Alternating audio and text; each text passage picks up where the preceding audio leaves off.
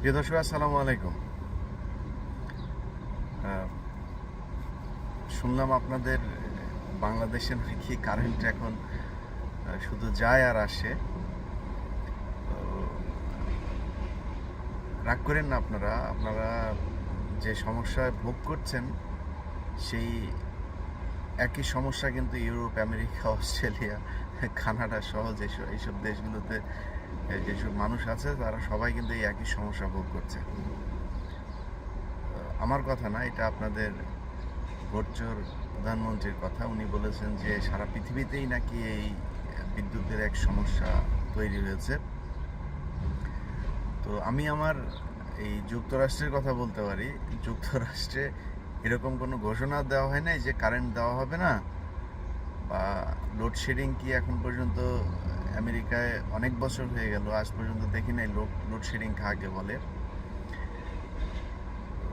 পৃথিবীর কোনো উন্নত দেশেই আপনার যদি পরিচিত কেউ থাকে,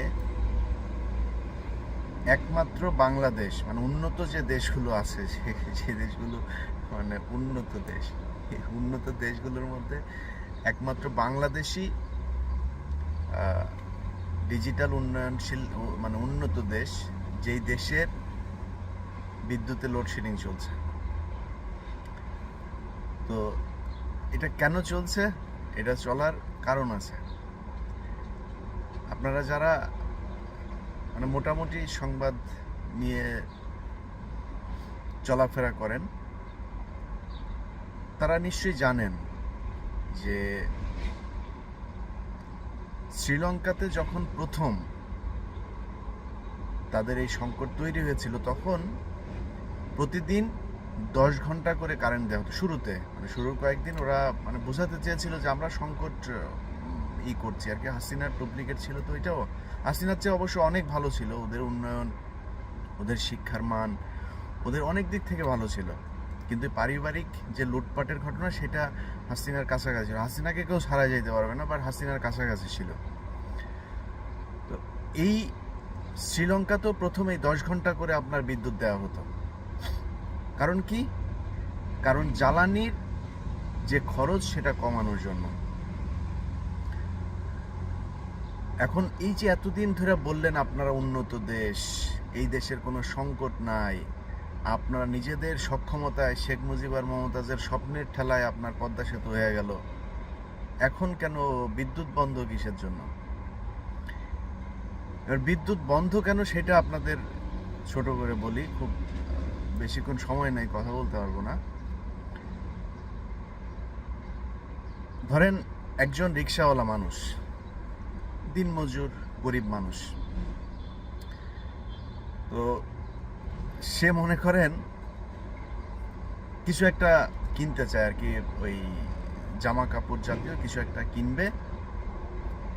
এখন বাইরের যত এই যে ভ্যান, তারপরে গাউসিয়া, ওই নিউ মার্কেট, এই টাইপের আর কি, যেগুলো একটু স্বল্প আয়ের মানুষের জন্য, মধ্যবিত্ত মানুষের জন্য যে বাজারগুলো, সেগুলো সব বন্ধ আছে কোনো এক কারণে। তো ওই দিন শুধুমাত্র যমুনা বা বসুন্ধরা এই টাইপের মার্কেটগুলো খোলা আছে। এখন ওনাকে কিনতেও হবে, সো বাধ্য হয়ে তাকে যমুনাতে যেতে হয়েছে। এখন স্বল্প আয়ের একজন মানুষ যদি যমুনা বা বসুন্ধরাতে যদি কেনাকাটা করে, সে কয়দিন কুলাইতে পারবে বলেন? ঠিক এই ঘটনাটাই ঘটেছে বাংলাদেশে। ধরেন এই যে হাসিনা,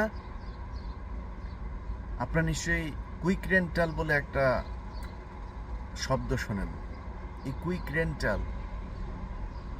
কুইক রেন্টালের মাধ্যমে আমাদের বিদ্যুতের 10,000 12,000 মেগাওয়াট পর্যন্ত উন্নীত করেছে এই বদমাইশ বেটি। তো এটা নিয়ে আমাদের দেশে যেসব বিশেষজ্ঞরা আছে তারা দীর্ঘদিন ধরে, সেই 2010, 11, 12 সাল থেকে, তখন থেকে আমি নিজেও নিউজ করেছি এগুলো নিয়ে দেশে থাকতে, তখন থেকে বিশেষজ্ঞরা বলছে কুইক রেন্টালে বেশি দিন থাকা যাবে না, এখান থেকে সরে আসতে হবে। তো এই যে কুইক রেন্টাল শেখ হাসিনা সরায় নাই, কেন সরায় নাই?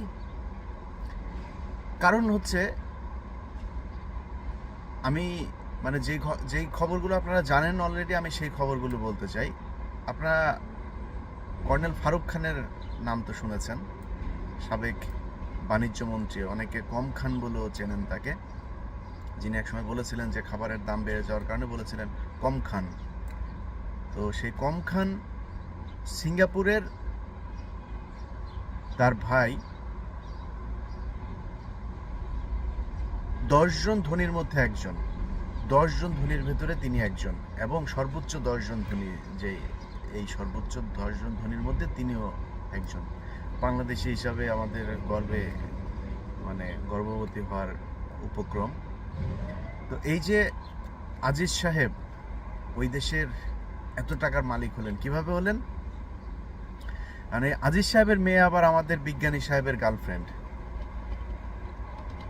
সামিট গ্রুপ, তারপরে অরিয়ন গ্রুপ, এরকম কিছু ইয়ের মাধ্যমে তারা সিঙ্গাপুরের মতো দেশে, সারা পৃথিবীর ধনী মানুষের দেশ যেটা, সেই দেশের 10 জনের মধ্যে তিনি একজন। এটা আরও 4-5 বছর আগে আপনারা নিশ্চয়ই পত্রিকায় দেখেছেন, আমি যদি বানিয়ে বলে থাকি তাহলে আপনারা চেক করে নেবেন এগুলো। উনি হচ্ছে এই যে কুইক রেন্টালের সবচাইতে উচ্ছিষ্ট ভোগী। কারণ আওয়ামী লীগের যে কোনো একজন নেতা যে একটু উপরে যায়, তাকেই শেখ হাসিনা একটা সুবিধা দেয়। সেই সুবিধাটা কি? একটা কুইক রেন্টাল, একটা পাওয়ার প্ল্যান্ট দিয়ে দেয় ওনাকে।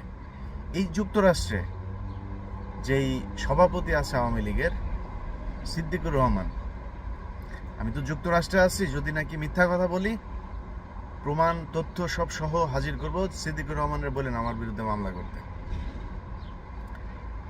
তাকেও পাওয়ার প্ল্যান্ট দেওয়া হয়েছে, তিনি যদিও সেটা পরে আবার বিক্রি করে দিয়েছেন থার্ড পার্টির কাছে, কিন্তু তাকে পাওয়ার প্ল্যান্ট একটা দেওয়া হয়েছিল। এইভাবে তারা এই পাওয়ার প্ল্যান্ট বাণিজ্য করেছেন, বাণিজ্য করে নিজের লোকজনকে সুবিধা দেওয়ার জন্য শত শত মেগাওয়াট বিদ্যুৎ উৎপাদনের জন্য এই কুইক রেন্টাল পদ্ধতি তারা ব্যবহার করেছেন। এখন এই যে টাকাগুলো দেয়া হয়, যে পাওয়ার প্ল্যান্টগুলোর জন্য যে খরচ, এগুলো তো জ্বালানি, এই জ্বালানি তো আমাদের কিনতে হয় বাইরে থেকে, তো আমাদের ডলার খরচ করতে হয়, এটা তো আর টাকা দিয়ে তো আর এটা পাওয়া যায় না। সো এই যে বিশাল অঙ্কের ভর্তুকি দিয়ে তারপরে আমাদের এই বিদ্যুৎ উৎপাদন করতে হয়েছে, যে কারণে এখন আমাদের বিদ্যুৎ নাই। তো এইভাবে কতদিন টেকানো যাবে? যদি নাকি যারা এই মুহূর্তে দেশে টাকা পাঠাচ্ছেন, ঈদকে কেন্দ্র করে নিশ্চয়ই হাজার হাজার কোটি ডলার যাবে আমাদের বাংলাদেশে। আপনাদের কাছে অনুরোধ, ব্যাংকে টাকা পাঠাবেন না কেউ, বিভিন্ন রাস্তা আছে, না জানলে আমার কাছে জানা নিয়েন, যারা আমেরিকাতে আছেন জানাই দিব। সো ব্যাংকে কেউ টাকা পাঠায়েন না, ওদেরকে শায়েস্তা করার জন্য যা যা করা দরকার, মানে শয়তান তো শয়তানরে খেদানোর জন্য হজের মধ্যে পাথর মারতেছে না, হাসিনারে এখন পাথর মারতে হবে। কারণ বাংলাদেশের শয়তান হচ্ছে শেখ হাসিনা, ওর উপরে দায়িত্ব অর্পণ করা আছে, মানে শয়তানের যে দায়িত্ব এটা অর্পিত হয়েছে শেখ হাসিনার উপরে। এর চেয়ে বড় শয়তান দুনিয়ার মধ্যে আর কিছু নাই। হজে যদি কেউ গিয়া পাথর মারতে মিস করে থাকেন, আয়সা হাসিনার লক্ষ্য করে, গণভবন লক্ষ্য করে 2-4টা পাথর মেরে দেবেন, আপনার হজ কবুল হয়ে যাবে। সবচেয়ে বড় শয়তান এটা, সারাটা দিন মিথ্যা কথা বলে, সারা দিন মিথ্যা কথা। এই বিদ্যুতের লোডশেডিং নিয়েও কালকে তার সংবাদ সম্মেলন দেখলাম, সেই সংবাদ সম্মেলনের মাঝখানেও সে বলতেছে জনগণের ভোটাধিকার ফিরিয়ে দিতেই এসেছি। আরে শয়তানের বাচ্চা শয়তান, তুই তো দরকারটা কি এগুলি বলা? তো নির্বাচন নিয়ে কথা বলতে বলছে কেউ, কোথায় নির্বাচন নিয়ে কথা বলে? বাবা তোমার নির্বাচন নিয়ে তুমি তো কি করছো এটা তো তোমার লোকজনও জানে, তো নির্বাচন নিয়ে কথা বলতে হয় কেন? অন্য কিছু বলেন। যে চুরি করে সে তো, কারণ কেউ যদি জিজ্ঞেস করে কে এটা চুরি করছে, যে চোরও কিন্তু চুপচাপ থাকবে, এটা নিয়ে কথা বলতে চাবে না। ও চুরি করেও আবার ফের আপনার এগুলো নিয়েই কথা বল। যে কোনো সংবাদ সম্মেলন পাইলে, ওর সামনে মাইক পাইলেই ও শুরু করে ভোট চুরি করে ক্ষমতায় থাকতে চাই না। আল্লাহ, চোর যে ওই যে সাইকোপ্যাথ, ওর যে মাথায় সমস্যা হয়ে গেছে, এগুলোতেই বোঝা যায়। সো প্রিয় দর্শক, এই দেশের যত উন্নয়ন দেখছেন সব উন্নয়ন এই একই ক্যাটাগরির। এই বিদ্যুৎ যেভাবে টেম্পোরারি উন্নয়ন করা হয়েছে, এখন এগুলোকে যে মানে পার্মানেন্ট বিদ্যুতের যে প্ল্যানগুলো সেগুলো যেহেতু করা হয় নাই, এখন এই ঘাটতি দিয়ে আওয়ামী লীগের লোকজনকে সুবিধা দিয়ে বিএনপিও যদি ক্ষমতায় আসে তারপরেও বিদ্যুৎ দেওয়া সম্ভব হবে না। কারণ হচ্ছে আপনি তো মানে যেই পার্মানেন্ট যেই স্থাপনা যেগুলো মানে বিদ্যুৎ কেন্দ্র তৈরি করা সেগুলো তো করে নাই। এখন নতুন সরকার যে আসবে তাকে এসে আবার নতুন করে শুরু করতে হবে। আসার পরে বলবে কি ওই যে ওই সরকার তো কিছুই করে না, হাসিনা অনেক বিদ্যুৎ দিচ্ছে, এনারা দেয় নাই। এখন ওইটা তো বিদ্যুৎ কেন্দ্র না। আপনি যে কুইক রেন্টাল, এটা তো মানে ন্যাশনাল গ্রিডে যতটুকুই যোগ হচ্ছে এটা তো মাইনাস হয়ে যাবে যখন আপনি ওটার জন্য পেমেন্ট না দিবেন। আর অত টাকা ভর্তুকি দিয়ে কোনো সরকারের পক্ষে করা খুবই অসম্ভব হবে। এরকম উন্নয়ন বাংলাদেশে আরও অনেক কিছু হচ্ছে। আপনারা নিশ্চয়ই জানেন যে মানে ধরেন আমি তো এখানে বসে আছি, আমি যদি কোনো কথা আমেরিকা নিয়ে বলি সেটা হয়তো আপনার কাছে মনে হবে যে সত্যি না মিথ্যা জানি না। আপনার দেশের কথাই বলি, আপনার দেশে আপনার গ্রামে একটা রাস্তা হয়েছে না, আমি আমার গ্রামের খবর জানি। আমার গ্রামের যে রাস্তা, সেই গ্রামের রাস্তার টাকায় আমার গ্রামের আওয়ামী লীগের এক পাতি নেতা আছে, তার বাড়িতে বিল্ডিং উঠে গিয়েছে, ছাদের বিল্ডিং। আপনার এলাকায় যে রাস্তাগুলো হয় আপনার নিশ্চয়ই ফেসবুক ইউটিউবে বিভিন্ন সময় দেখেছেন যে পিচ ঢালাই দিচ্ছে আর মানুষ ওগুলো নিয়ে টিকটক বানাচ্ছে, দেখেছেন না আপনারা? পদ্মা সেতুর নাট বল্টু নিয়ে টিকটক দেখেছেন না? এটাই হচ্ছে ওদের উন্নয়ন।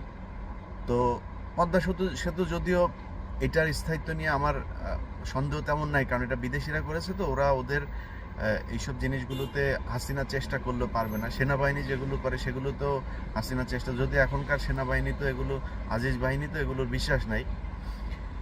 কিন্তু আমি আগের সেনাবাহিনীর যে কাজ দেখতাম যেগুলো তারা কনস্ট্রাকশন করেছে সেগুলো যথেষ্ট মানে মানসম্মত। যাই হোক, এইভাবেই বিভিন্ন উন্নয়ন যা আপনারা দেখছেন সেই উন্নয়ন সবই এইরকমই। এই আজকে যেই রাস্তাগুলো বিদেশিরা বা সেনাবাহিনী করে নাই, সেই ধরনের ব্রিজ, কালভার্ট, রাস্তা যা যা উন্নয়ন করা হয়েছে সব উন্নয়ন হয়েছে আওয়ামী লীগের। ওই রাস্তা, ওই কালভার্ট, ওই ব্রিজ 5 বছর 10 বছর টিকবে না।